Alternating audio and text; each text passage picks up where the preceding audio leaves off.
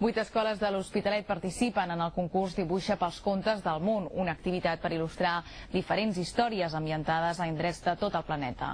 L'objectiu és conèixer la cultura popular de països en vies de desenvolupament. A l'Institut Joan Miró avui han dibuixat el conte L'avi de les flors. Dibuixen el que els ha cridat més l'atenció de la història que acaben de sentir.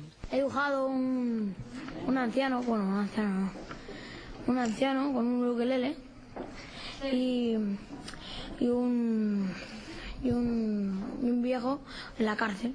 Voy a dibujar el hombre echando las cenizas al árbol. Han d'il·lustrar un conte típic de la cultura popular japonesa. La narració explica les vivències de dos avis, un egoista i amb poca sort a la vida i l'altre solidari. Del conte els alumnes n'extreuen una lliçó moral.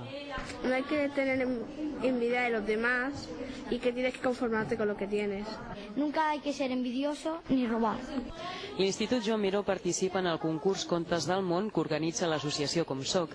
L'entitat treballa per donar a conèixer la cultura popular d'altres països i posa l'èmfasi en els que es troben en vies de desenvolupament. Vam trobar que era una activitat molt important per fer-la a tutoria i ens va agradar la idea de que els nanos col·laboressin per la creació d'aquest conte, d'aquest llibre.